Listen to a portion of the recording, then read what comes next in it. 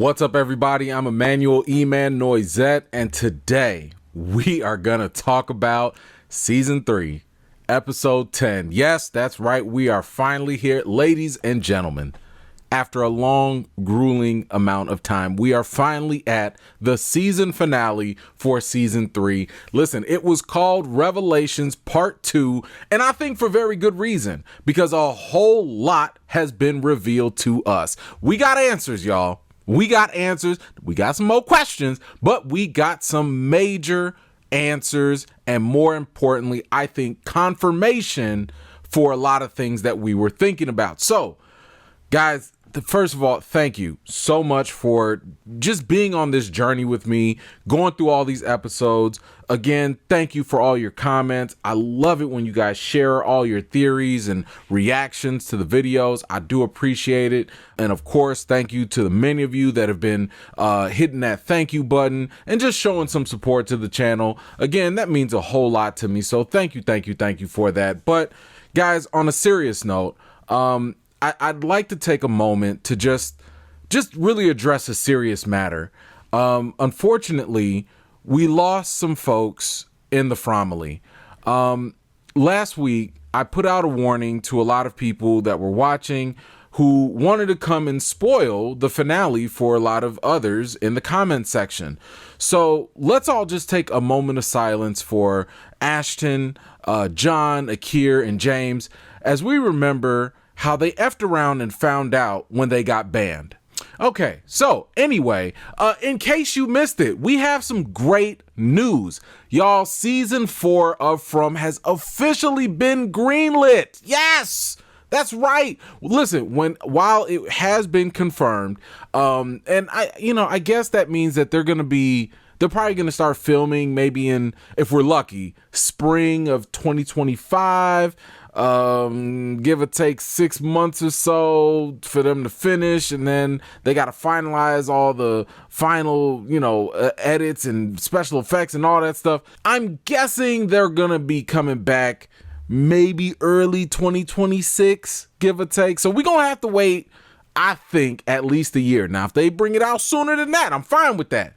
But I'll be sharing a whole lot more stuff with you all to hold you all over. So this is a great time. In case you haven't done it so far, subscribe to the channel, hit that notification, the bell, so that you don't miss out, because it's going to be a long time. Okay, it's going to be a long time in between time until we can finally get Season 4. But of course, I've got so much stuff. Actually, I'll just give you a little quick peek right now. So I've got a lot of the cast. I got a lot of interviews that I was not able to publish because they contain spoilers with the finale. So I'm going to be dropping a lot of that over the course of the next couple of days. Then I've got some theory videos, of course, dealing with this episode, with the season, the series, all of that. You don't want to miss it. And then I might be having some other fun things going on. Maybe I'll do some things with the other channels and stuff. You never know, but you gotta be subscribed so you don't miss out. Okay, y'all, we have a lot to get through, so let's jump right into it. And you already know what time it is. One more time. Previously on From. Fatima is still being held prisoner by Elgin in the cellar. Victor sets out to chop down the faraway tree until the grown teen in white showed up to tell him that he's tired of helping and they're all on their own. The town gathered up and formed a search party to go find Fatima. Elgin volunteered to join Ellis to look for Fatima like a real creep. The crusty kids showed up and pointed Tabitha to follow the dusty brick road. Tabitha had some freaky deja vu when she witnessed Smiley's college football days as he dashed after Miranda and killed her. Okay, so before we jump into this episode, I think I have to address something from the last episode, because I saw a lot of you guys saying in the comments that like, yo, how come you didn't talk about Smiley running and what's going on? Come on now, E-Man. And I'm like, well, to be honest with y'all, I didn't know that this was like a shocking or big thing. Don't get me wrong. Seeing the monsters running has been something that I thought would be really cool to watch, maybe in like a spin-off show or something. But I kind of thought people knew that the monsters, They knew how to run. But let's just kind of address this now, right? So yes, the monsters in From, they can run. At no point in this show did they ever say that they can't run. Back in season 1, Kenny mentioned how they never run, but keep in mind that Kenny hasn't been in town that long. He only arrived after Boyd was there with the talisman. So it makes sense for Kenny to know, or to at least to acknowledge, that the monsters never run, because they probably didn't run while he was there. But Miranda, she was in the town back in the late 70s. The monsters were different back then because, as you all recall, they also used to shriek a lot until they stopped. But Kenny said something really important as to why the monsters don't run. He said they are taking their time because there's only so many places that people can go. Right? So we know that these monsters have fun while watching people suffer. And, you know, they do take some sort of joy out of that for whatever reason. So they're going to take their time while they're hunting people. Now, I saw another great explanation where someone said by walking, the monsters could actually be giving people just a little bit of hope that they will, I don't know, maybe even escape. And, you know, as we heard from the cicada monster or whatever, this place does feed off of hope. So I think we should also consider the fact that the monsters are pretty strong. Remember what happened with Frank in the box? If they were that strong to tear up the box like a piece of tissue, I think it's safe to assume that they can definitely run too if they choose to do so. But anyway, I hope that addresses the whole Smiley running thing. Again, no one said that they can't run. They just choose not to because it's more fun. All right, now let's get into the episode. Spoiler alert. The following will contain spoilers for season 3 of From. Boyd goes over Fatima's last known locations with Kenny. As Kenny begins to question why she was in the shack to begin with, Ellis comes in and says that he believes Elgin knows about Fatima. Back in the cellar, Fatima's belly is getting bigger and bigger as the demon baby does a few jumping jacks to get ready. Man, y'all see my boy Kenny, he is sharp. He is sharp. Boyd almost got caught up right there. You know, did y'all see Boyd's face when Kenny asked him, like, why was Fatima, you know, there? Boyd was like, huh? What? Huh? What? What? Huh? You know, see what had happened was, but let me just say that I am so glad Ellis caught on to Elgin's lion tail. And Fatima, oh my gosh, woo, that belly, yikes, did y'all see that stuff moving in there? Ooh, that demon baby must have been throwing a rave party in there or something, because all kinds of stuff was moving around in there. Ugh. Jim and Ethan return home. Ethan and Julie head over to the diner as their parents talk. Tabitha tells Jim about what happened to her when she hugged Victor. Tabitha said that she could feel Miranda and she suspected that Miranda was trying to tell her something. Jim goes to visit Jade and apologizes for how he's been acting lately. He also admits that he doesn't know how to help his family, but he believes Jade might be able to help. Tabitha explained what she experienced to Jade. He says that whatever Tabitha went through wasn't like the visions that he experiences. He believes that there's a scientific reason that could explain her experience. First of all, Jim is doing the right thing once again. He is taking Henry's advice to the T. The moment he learned to shut the hell up and listen to his wife, he went right over to Jade. Okay, didn't I say this in a couple videos in the past? The new town rule has to be whenever something goes down, everyone needs to talk to Jade. Well, for those of us thinking that what happened to Tabitha in the last episode was just a vision, well, she just told us that it was more than that.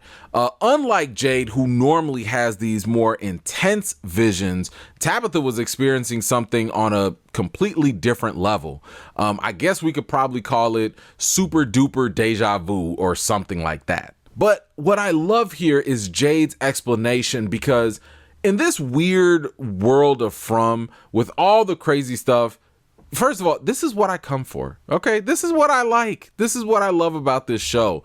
And he talked about like the first law of thermodynamics and drew on how science could maybe explain what's going on. However, if you noticed, he also talked about the metaphysical stuff too, like our thoughts or a soul. Usually the science folks, the community, it does not deal with that kind of stuff. It rejects non-material things like that. But Jade has been through so much lately that he himself has been opening up and accepting that any and all things could be possible and true. So for Jade, he probably isn't even like a believer like that. I highly doubt he's religious, but according to him, if we have souls and thoughts, and if those things are made up of energy, then this place, wherever they are, this dimension could have the ability to trap that energy and keep it contained. Now, this does make sense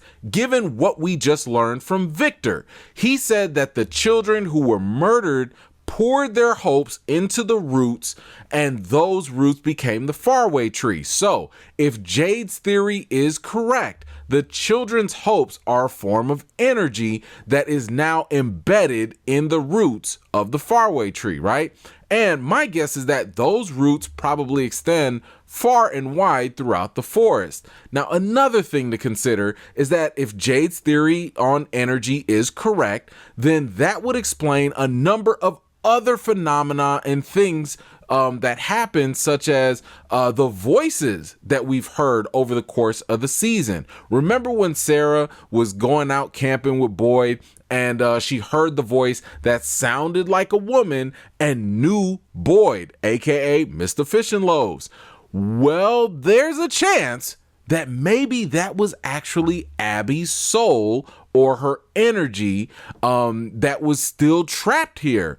And I don't know, maybe since since she did die in this town and all, maybe it is true that the people that die here stay here and they're trapped here. They cannot leave. So I don't know, just kind of keep all this energy stuff in mind, because I do believe that it will play a role in explaining things later on. Boyd tells Ellis and Kenny to keep Smelgen in Colony House until he finds a new set of clothes. Boyd finds Sarah in the church watching paint dry on the wall. He brings her over to Colony House to talk some sense into Elgin. Donna comes out and Boyd asks her to clear the house. Elgin is on his way out until Boyd confronts him on the stairs. He looks through his bag, and after 124 days and counting, not a single piece of clothing was found for Elgin that he could change in. Boyd asks him if he knows where Fatima is, and Elgin said that the lady told him not to say anything. He believes that the kimono lady is actually an angel who's here to help them. Boyd tells him that there ain't no damn baby, but Ellis said that the angel already explained all of that to him. Sarah tells Elgin about the voices that she heard that made her kill her own brother. He believes it's different this time because the baby will help them all go home. Ellis is sick of Smelgen's talk and lunges after him. Everyone realizes that Elgin just won't talk. Boyd tells him not to allow anyone back in the room, and he goes off to the shed to find some tools. First of all, can I just say that I am extremely disappointed in all of y'all. Yes, I'm talking about all of y'all out there. We're supposed to be a family. We're supposed to look out for one another. How come not one of you told me that Elgin's new name was Smelgen because he doesn't change his clothes? Do you know I had to go cheat on myself and go on another From channel just to find this out? I had to learn this information in them From streets. I'm hurt, y'all. I'm really hurt. I thought y'all would have kept me up to date. Anyway, there's a lot to talk about with Elgin here. I absolutely love the fact that Boyd went straight to Sarah to talk some sense into him. It seems like the characters are finally starting to get it at this point. I mean, we saw Julie going to Ethan, Jim is going to Jade, and now Boyd is going to Sarah. This is how we get home. But did y'all notice Elgin thought he was slick? Thought he was gonna pack up and go somewhere. He should have known that that was suspicious from the very jump. Everyone knows Elgin ain't got nowhere to go but to go take a nap. Sir, you don't swim, you don't take baths. Where you going with that bag? Please sit down.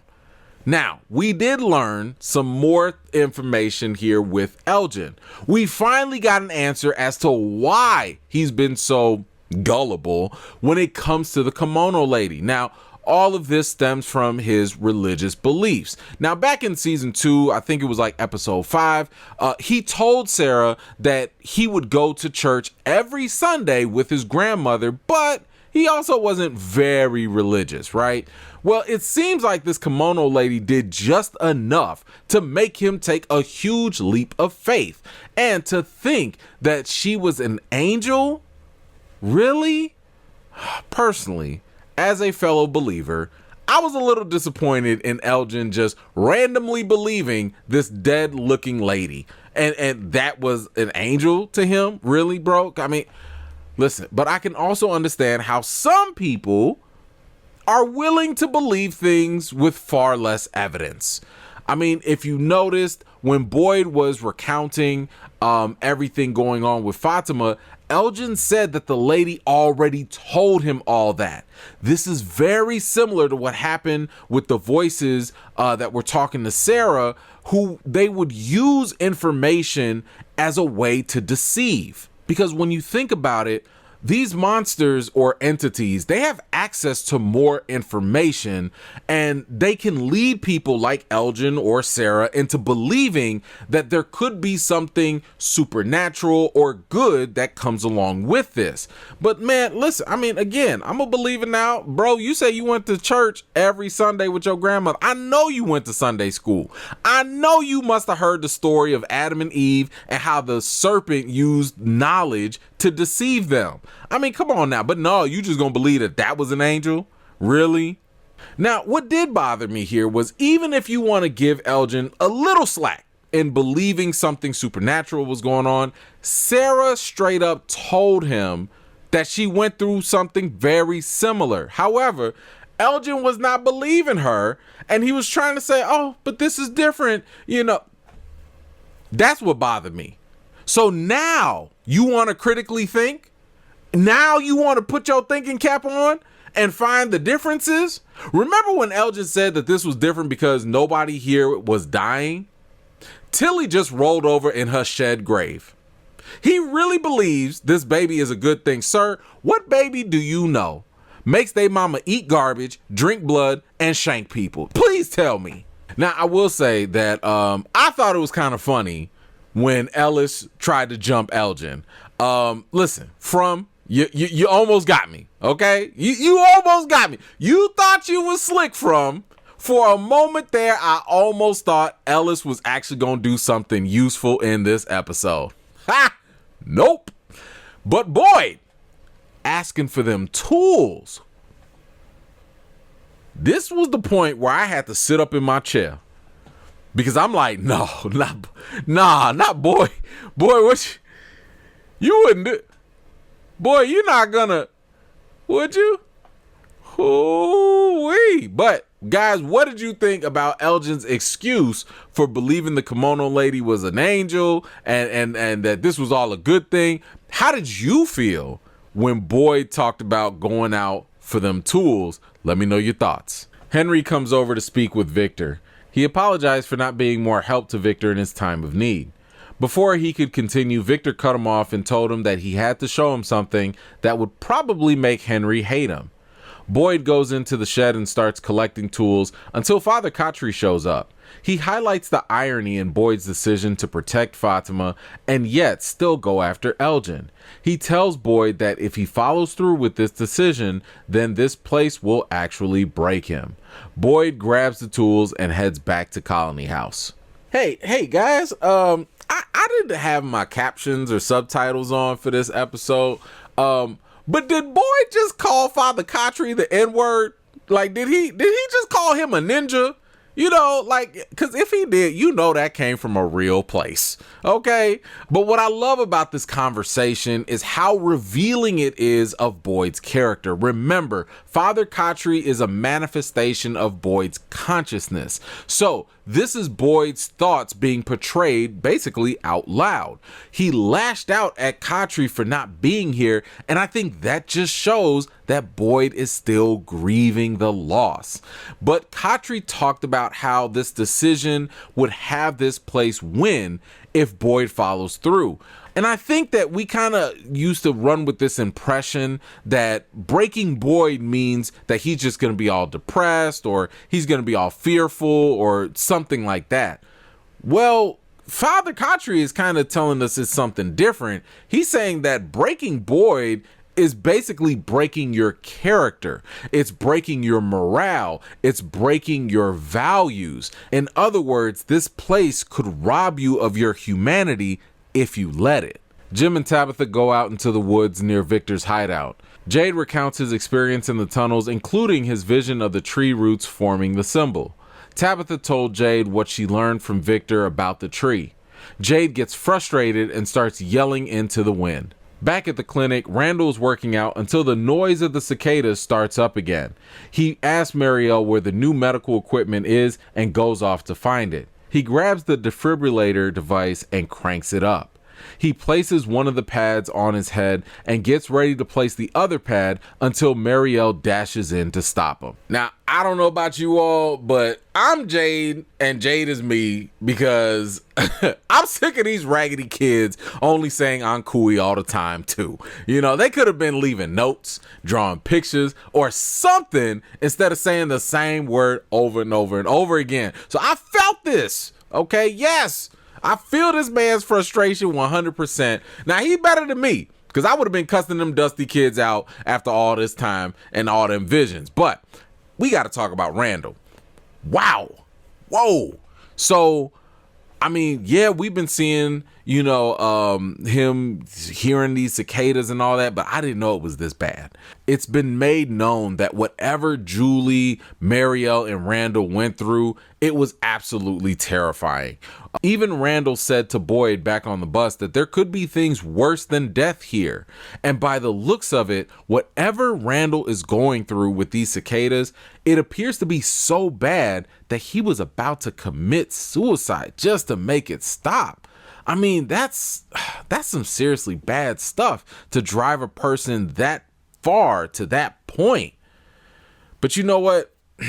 I'd be remiss if I didn't at least mention this because, guys, listen, this show, it's obviously for entertainment with all the drama and stuff. And sometimes it might touch on some things that really hit home for others. Now, this is not a paid advertisement or promo or anything, but if you are depressed or if you are going through things, please be sure to take care of yourself, take care of your mental health. Try and go seek someone to talk to. You can contact or visit betterhelp.com or just Google your local therapist that could be near you. And if you are really going through it, whoever you are, and you're at the point where you're thinking about taking your own life, please call or text 988 to get in touch with the prevention hotline. There are people out there that are willing to help you because, listen, you're worth it and you do matter. Victor brings Henry to the gravesite where he buried his mother. Henry begins to mourn as Victor points out a second grave that he thinks is Eloise. He said when he found the pieces, she was so small that there wasn't much left. Victor blames himself for their deaths and begins to break down. He tells Henry that he doesn't have to be his dad anymore, and Henry tells him that his job now is to protect him. Well, before we address the elephant in the room that I know all of y'all are thinking, shout out to Scott McCord, shout out to Robert Joy, once again delivering fantastic emotional performances here. Oh, Victor blaming himself for his mama and sister's death. Oh, that was just so crushing. Oh, I think it just really adds even more reasons as to why Victor would want to suppress all these types of memories. But with that said, let's talk about the thing that everybody's thinking here, okay? What's up with Eloise? Now, this makes yet another time that Victor has confirmed not only finding his mother's remains, but also now we know where he buried her. But as I'm sure many of you already have caught on, Eloise's gravesite is very questionable at this point. She ain't there. Okay, let's just be honest. She ain't there. Once again, Victor has proven to be an unreliable narrator with a shaky memory until, that is, he finally unlocks things and remembers stuff. But this man, he forgot his sister existed for over 40-something years. He thought a doll was talking to Christopher when it was really the teen in white. And now he thinks Eloise's body might be in that gravesite. I mean... He mentioned how he found the pieces and she was so small that there wasn't much left. That right there blows up the most obvious doors that Eloise could still be alive and well somewhere. I mean, let's just think about this for a second. When you even look at the time when Victor came out of that cellar and he saw all those dead bodies, you saw a lot of people where their faces were still intact and all that stuff. So it's kind of like, yeah, they were ripped apart, but I'm pretty sure you'd find a face or a head somewhere where you could at least identify the body. So I'm not buying this from Victor that, you know, the pieces were so little. Man, he probably found like a piece of an animal or something for all we know. But I do believe that Eloise is still alive, and I do have a theory that I want to share with you all so much, but it's too much for this video, and I have to put it in a separate video. So this would be a great time for you to go ahead, hit that subscribe, hit that bell for notifications. Help me get to 125. You know, we're trying to get to 125K over here, but I don't want you guys to miss that because I think, given the evidence that we have collected now, I think I have a pretty plausible theory as to what's going on with Eloise and where she could actually be. And I don't want you guys to miss that. But yeah, I don't think Eloise is dead. And listen, I already know some of y'all, somebody out there is going to use this questionable gravesite situation as a way to be fuel for the theory of, you know, Tabitha is actually the long lost sister of Victor theory. I know people been holding on to that for a long time. But I actually think this questionable gravesite thing, I actually think it works against that theory even more. But we will talk about all that stuff later on because we do learn more stuff at the end of this episode. In the trailer, Jade, Jim, and Tabitha talk about the bottle tree and the numbers they found in the bottles. Jim mentions how there are 12 notes on a scale, and that sparks an idea for Jade. He asks Jim to go retrieve Victor's violin and to meet them in the bar. At the clinic, Christy comes in to check up on Marielle after Randall tried to take his own life. She pressed her about whether she was actually okay or not after the cicada event. Marielle finally confessed that she actually was not okay. Okay, Jim. Okay, Jim. My man is coming through in the clutch. This is what we've always needed from him and Jade. They need to always talk to each other to brainstorm about things. And just like that, Jim gave Jade the music note idea. I don't know how that actually works, but at least it's something. As for Marielle, I gotta say, this felt kind of like a waste of a whole scene. Okay, great. We found out that Marielle is actually not okay after all. And who's shocked? I mean, was that really a secret? Sure, she did say that, you know, she would tell herself not to let her fears take over or whatever, but to assume that she's just fine.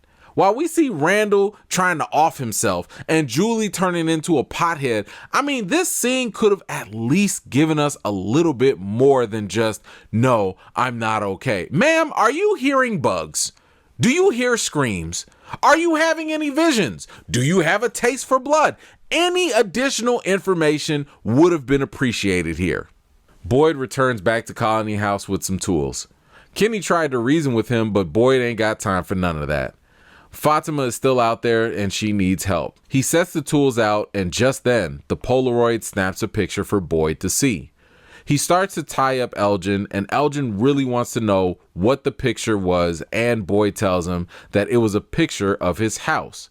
Elgin believes that it's another sign of them going home. Boyd really doesn't care what he has to say, and he's ready to go Bob the Builder all over Elgin's face. Boyd asks for the last time if Elgin is too legit to quit, but Elgin still won't talk. As Father Khatri watches, Boyd said it's hammer time as he proceeded to smash Elgin's hand. As Elgin's scream echoes throughout the house, Acosta comes in and she rushes upstairs. She demands an explanation, and Boyd tells everyone to go downstairs. Wow. Yo, this scene, it gave me chills. This scene gave me legit chills. Y'all, Boyd done crossed the line. He crossed the line. This is what we call character development. I know many of us here are fans of this show because of the mystery and all the weird stuff. I get it. I've told y'all I'm here for the frummish behavior all day. But the creators of this show have said explicitly that this show is not about the mystery. It's about the characters. I don't think that means that we should ignore the mystery because, damn it, we need answers. Okay? But the real meat and potatoes of this show is what these characters do in the midst of all this crazy stuff. I like to think of it like, let's think of food. I think of it like cake. Why? Because I'm fat. Don't judge me. The mystery and the weird stuff, it's like the frosting. But the characters, they are the actual cake. If all you ate was the frosting, well, guess what? You're going to have a toothache, a sugar overload, and probably some indigestion if you're over 40. That's not good, right? But if all you had was nothing but the cake, I mean, that would be kind of boring, right? Like, who just going to sit here and eat just cake with no frosting? So we have to have a good balance between both of those things, right? We have to have some good character stuff, and of course, sprinkle in that frosting of the weirdness as well. So for me, when we get these character development moments, that's kind of like the cake that I like. By the way, what kind of cake do y'all like? Because I'm a yellow cake with chocolate frosting kind of guy. That's just real delicious to me. I'm sorry. I told y'all I was fat. I got distracted. Anyway. I love that we saw Father Khatri again here, and I wonder if we'll ever see him again, because the moment that hammer struck Elgin's hand, Boyd just became a new person. I want us to really think about this. Boyd has this hero complex or whatever. We know that. But what we just saw here was a deeper level of how far Boyd is willing to go to protect his family. We saw this before in season 1, where he had to make that split decision between, offing his wife just to save his son Ellis. Then once, Fatima became his daughter-in-law, I mean, she fell right into the Boyd Stevens protective services.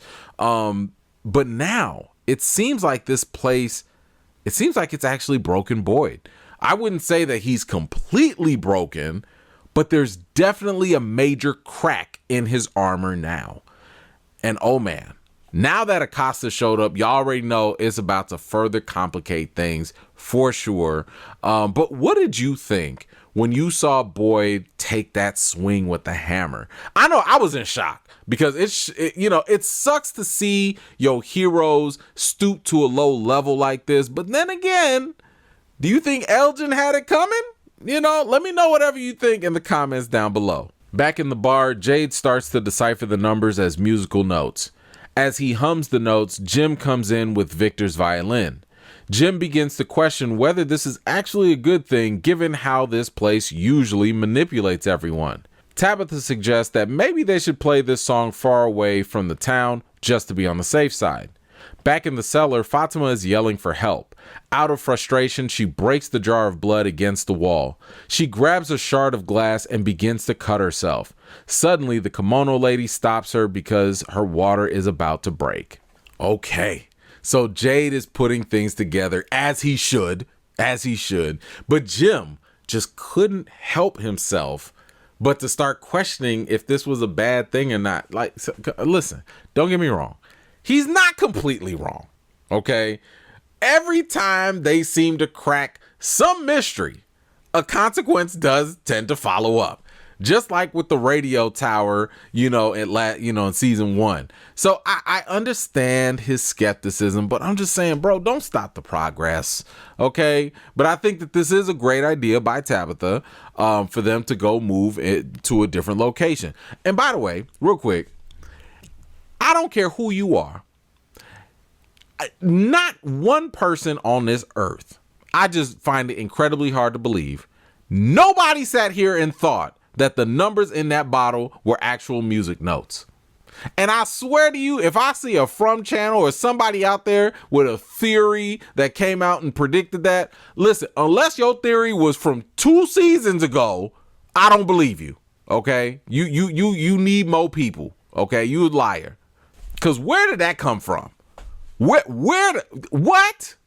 Them 4 digits? Those were really music notes? Man, okay, From. Y'all just be pulling stuff out of nowhere now. But I gotta say, for Fatima, I really feel bad for her. She's been pushed to the brink, that she's willing to basically give herself an emergency C-section, and just to get rid of this demon baby. But here we go with the kimono lady getting in the way. What do y'all call them? The ladies that help these the expecting mothers. The kimono lady, I feel like she's just a diabolical doula now. Back at the diner, Ethan reminisces about Tien Chen and worries that he'll forget about her. Julie tells him that when they went to the ruins, she found herself in a chamber where she was tortured along with Randall and Marielle. She also mentioned how she heard Victor and Tabitha's voice in the tunnels. Ethan said that she's a story walker, which is a person who can visit chapters in the story that already happened. Julie wonders if she can go back and change things, but Ethan said, you can only visit the chapters, but you can't change the stories. Okay, so here it is. Okay, listen, this is why I said in my previous video that people need to wait. We need to wait for more information just so we can understand the rules of how all this stuff works. Ethan called Julie a story walker and said that she can only visit the chapters, but she can't change the stories. Well, this brings a lot of things into question, and it's probably going to complicate things even more. One thing to consider is, did this happen before? If you go back to the beginning, and I think it was like the 2nd episode, whenever Ethan was having his seizure in the trailer, remember, he woke up and he talked about how he was having a dream in a very similar way. Did the events in his dream, did they happen in a story? I mean, maybe. Ethan wasn't marked by a cicada monster or evil entity the way Julie was. So does this mean that anyone who's had a seizure is also story walking? Maybe, but I don't know. If that wasn't confusing enough, just think that if Julie really was time traveling, and let's just say that she was able to interfere when she threw the rope, well then I need you to understand what that means. That means that she created a time loop or a time paradox. Keep with me here. Julie had to throw the rope in order to free Boyd so that he could go get the worms, which brought back the cicada monster to the town, which would affect Julie. And then that would enable Julie to be able to come back to the chamber to throw the rope. Do you see how like that's all? So this is what I'm saying. Like, this whole time travel thing, story walking thing, it's messy. It's messy, and given how messy this could go, I'm going to hold off on going a little bit deeper into this until we get a little bit more information about how the story walking stuff actually works. I think we need more examples of how this works, or at least we need a better explanation of the rules to really dig deeper into this, because otherwise, I already know this is going to happen, but people are going to be making a whole bunch of theories. Those theories are not going to make sense because this already doesn't make a lot of sense. So y'all go at it. I'ma still just kind of hold back and wait for a little more info. But what did you guys think of Ethan's explanation of what happened to Julie?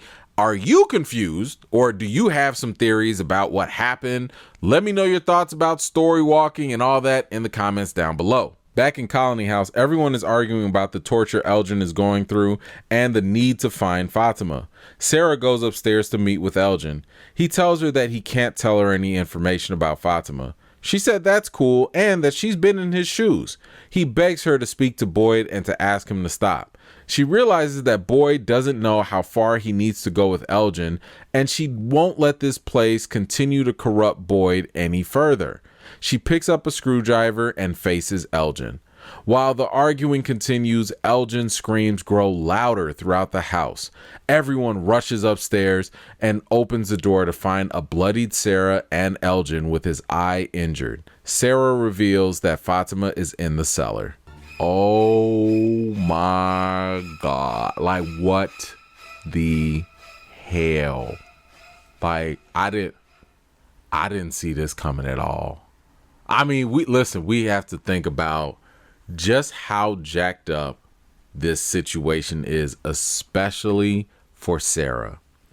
I really believe that Sarah came into this town as well-intentioned, kind-hearted person, but the way this place has manipulated her into doing so many things, like killing Toby, killing her brother, allowing the monsters to kill Kenny's dad, almost killing Ethan. As Sarah would put it, she's already given her soul over to this place. In other words, Sarah is officially broken. Scarier than that, she's accepted it. Ooh. Crazy enough to say, I don't think that means she's just pure evil or anything like that. But because, you know, she is still trying to help Fatima, but she doesn't care anymore. She's willing to get her hands dirty so that, a good person like Boyd doesn't have to go down that road either, even though Boyd, he's already kind of tiptoed down that path when he busted up Elgin's hand. But this situation, it is all kinds of messed up.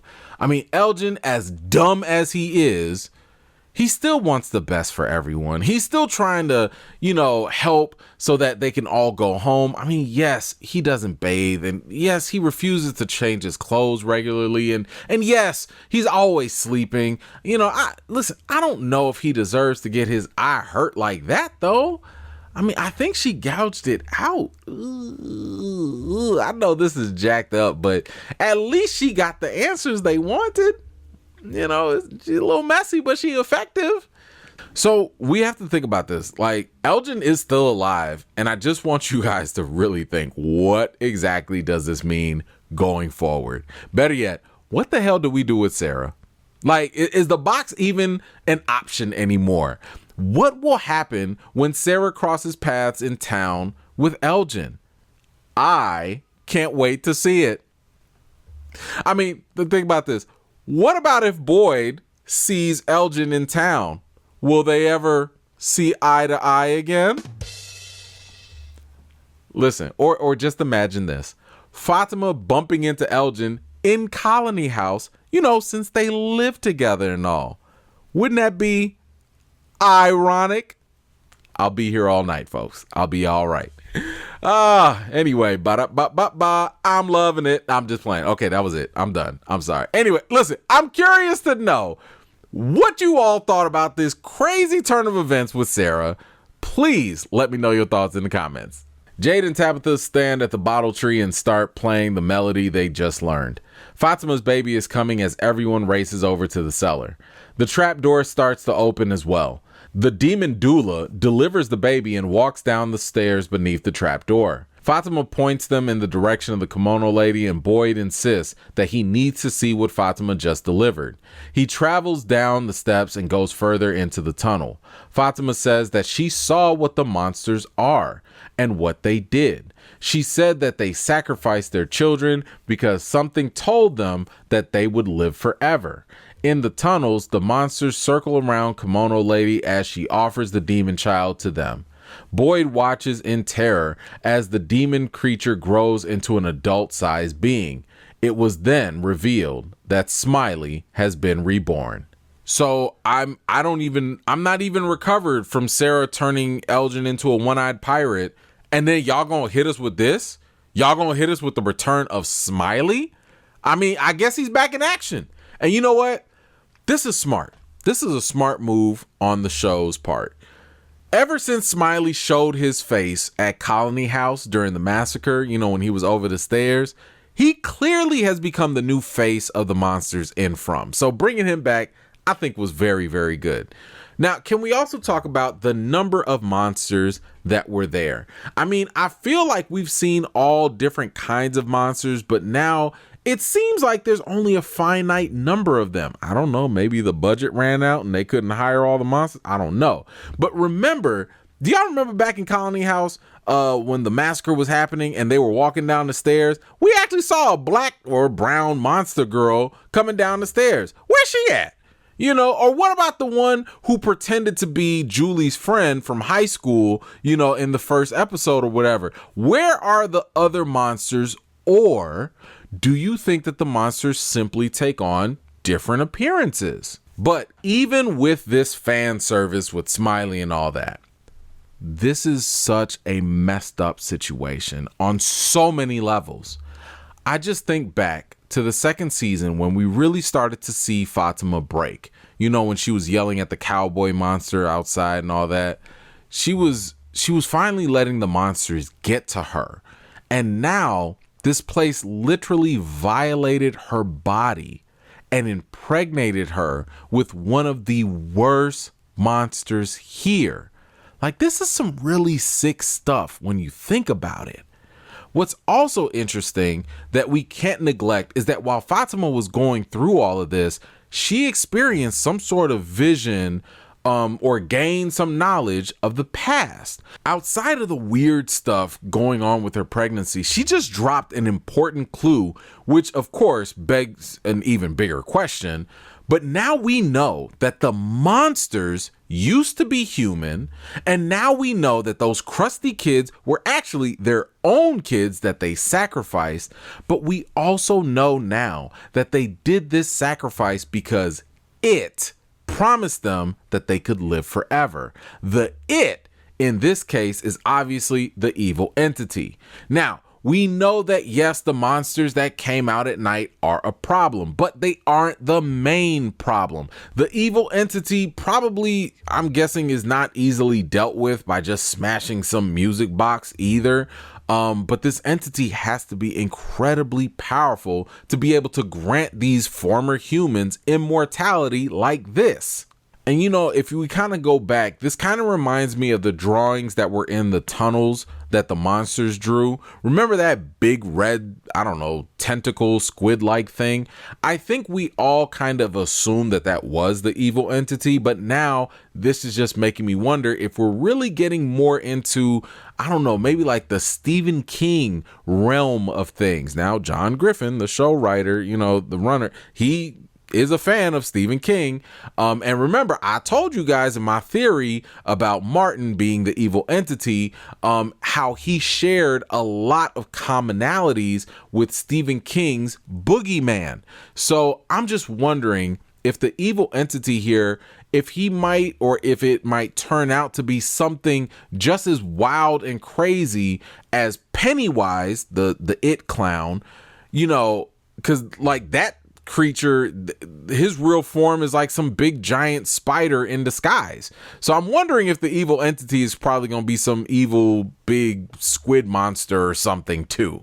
Now, I have got to be honest, this was all a pleasant surprise. I really enjoyed seeing Smiley show up like this and have that information, about what, how the monsters were and all that with their kids.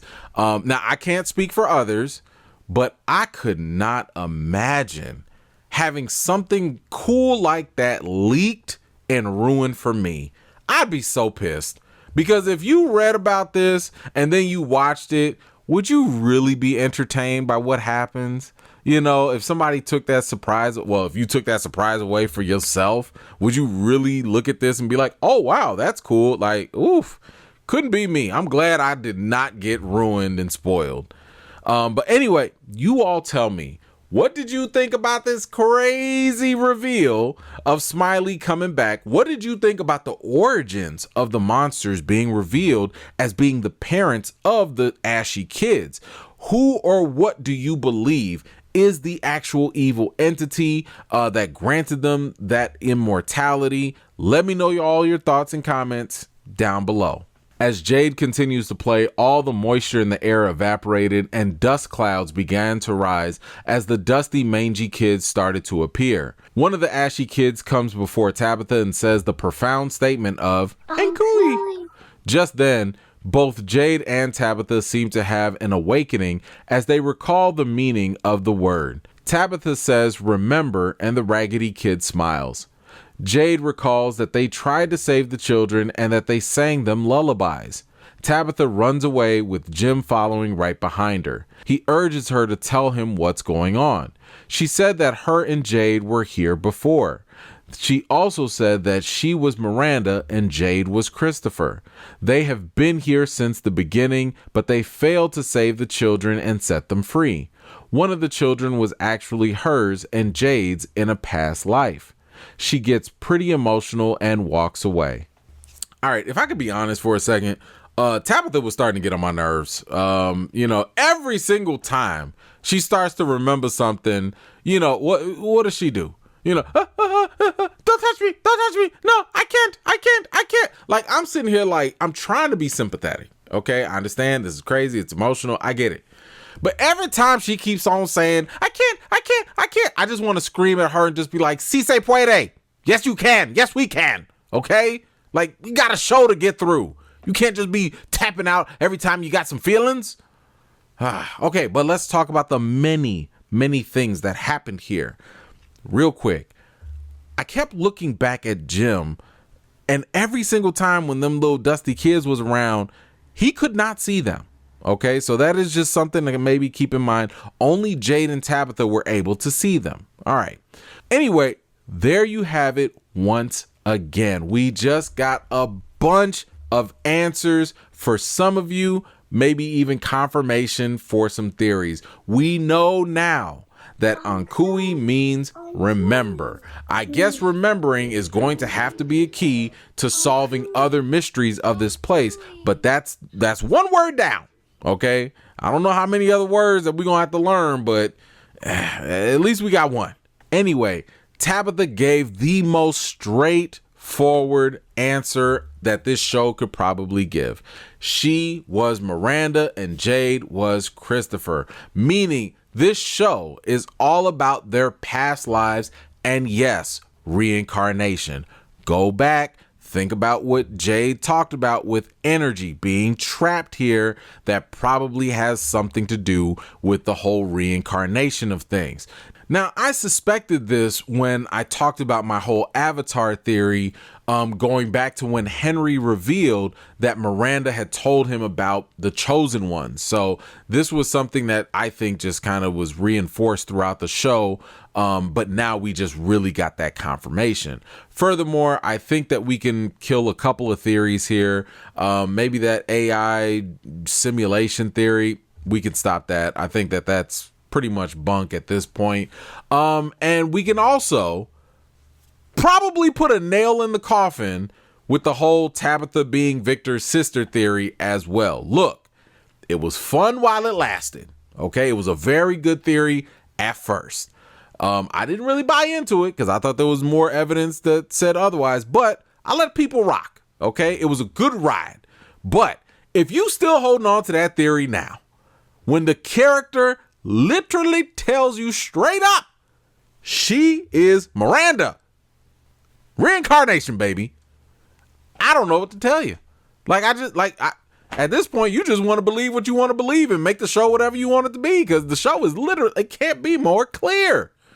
But Tabitha confirms what we suspected already, and that was that Jade was Christopher.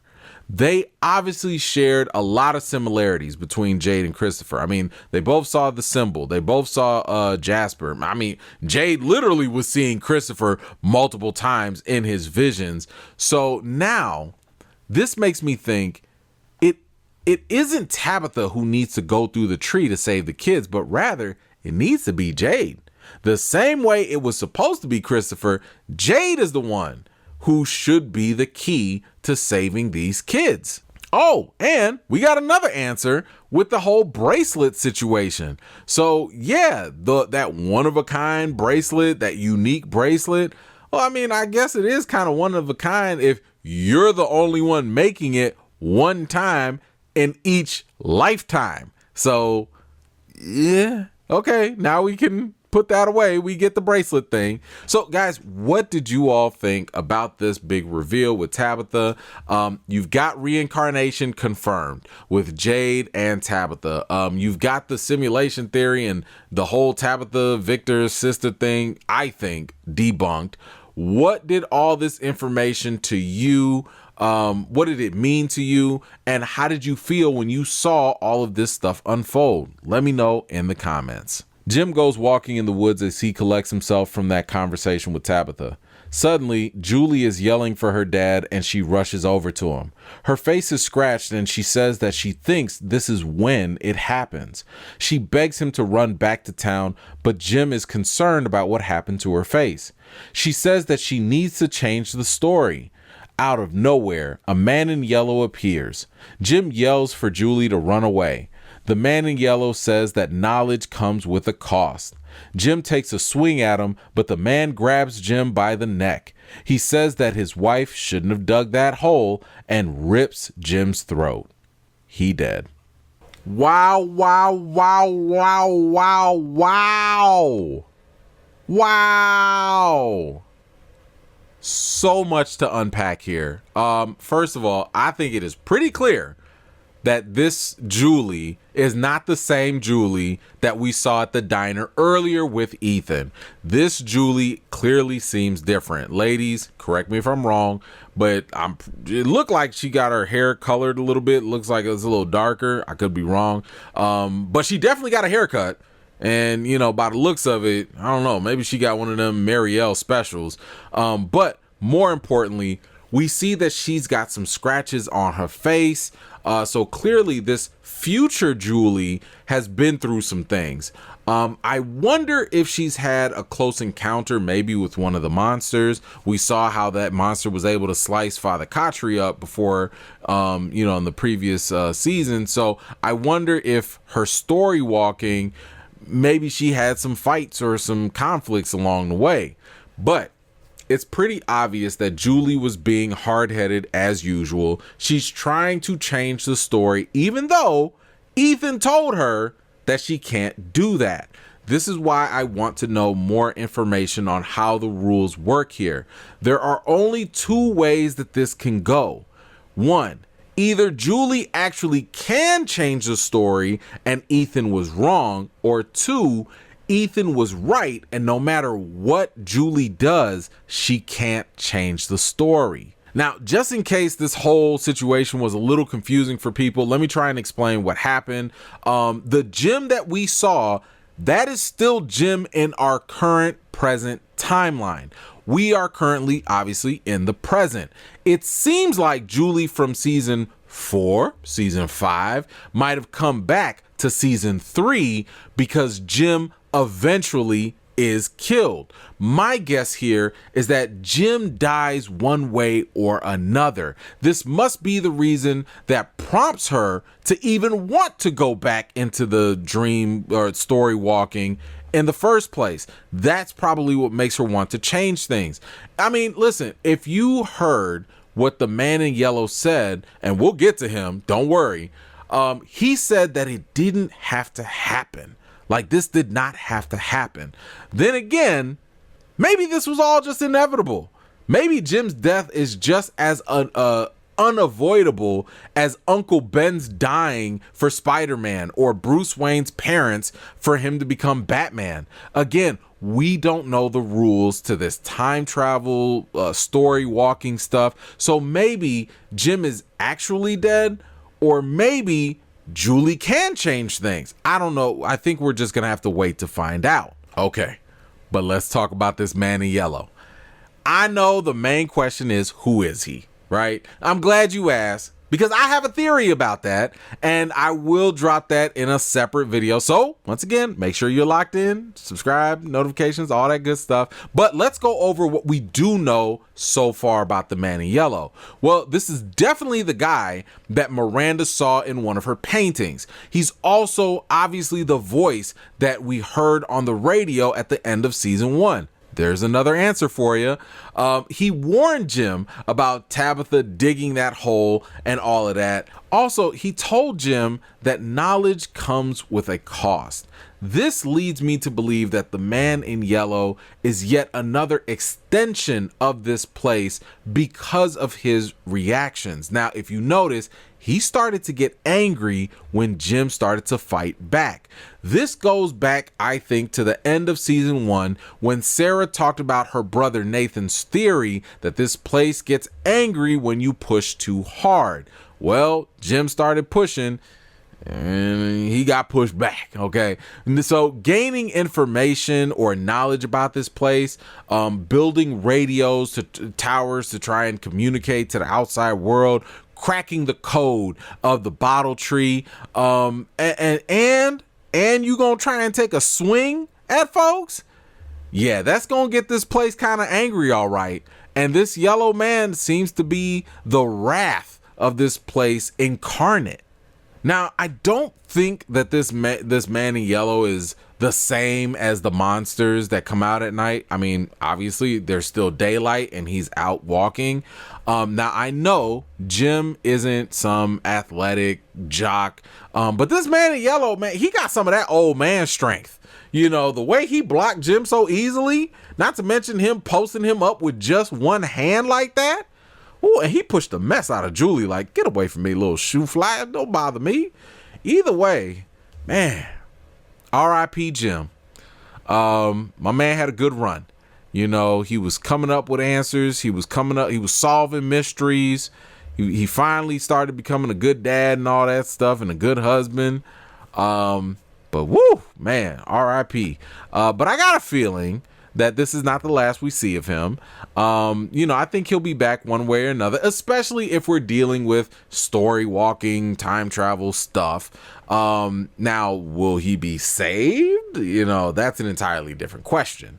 So, what did you all think about Jim's unfortunate death? What are your thoughts about the future Julie here? You know, what are you thinking about this man in yellow? Let me know your thoughts in the comments down below. But guys, that is it. We did it. We made it to the finish line.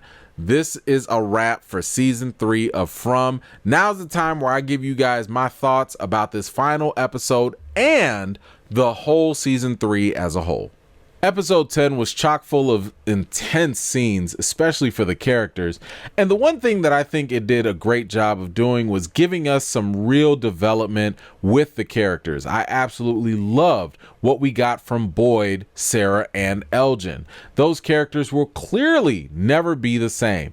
I also love the amount of fan service given in this episode with the return of Smiley. What makes this work for me is that the story didn't have to use the fan service as a crutch, and more so it was like a nice compliment to the story. I absolutely appreciated how we got clear answers for some of the big, long-awaited questions. I mean, listen, I'm okay with more questions because as a viewer, I want to continue being entertained anyway. Then, of course, I loved all the crazy, weird stuff with the story walking, and I'm waiting to see more. So when it comes to the rating for this episode, I'm going to give it a 9.5 out of 10. I did take one minor point off only because of the wasted scene with Marielle. Now, when it comes to this season overall, We had a lot of wild and intense moments, especially in the beginning of the season. It did cool down a little bit around episodes 5 through 7. I wasn't a big fan of those. However, the way it picked up towards the end, I think it really did end up sticking the landing. So for the whole season, I'm going to give it a 9 out of 10 overall. I had a really good time with this. Anyway, guys, what did you think about this episode on a scale from 1 to 10? And what did you think about this season overall? Please feel free to let me know your thoughts. Guys, listen, I cannot wait to see what happens next season. Once again, I just want to thank you all for taking all this time, hanging out with me, watching the videos, sharing and all of that stuff. It just means so much. I really do appreciate it. And like I said, please stay tuned. I've got so many interviews, so many videos. I'm going to do the best I can to hold us over until season 4 drops. I don't want you to miss it. Guys, I'm asking the questions you want to be asked to the cast. We had a lot of fun. They gave some great answers. You don't want to miss those. Make sure you watch that. And then, of course, like I said, I got theories to a lot of big questions that I think many of you are looking forward to knowing more about. And, of course, I got some more fun videos that will, again, hold us over. But guys, again, it has been a pleasure and an honor. Thank you so much for making this at least maybe one of your preferred From channels to get your news and your fix. I appreciate you. Thank you so much. And until next time, I'll see you all later. If you're new here and you like what you see, don't forget to like this video, subscribe, and don't forget to hit that bell so you don't miss out the next time I drop a video. I've got more videos and reviews to do for you all, and until next time, I'll see you all later.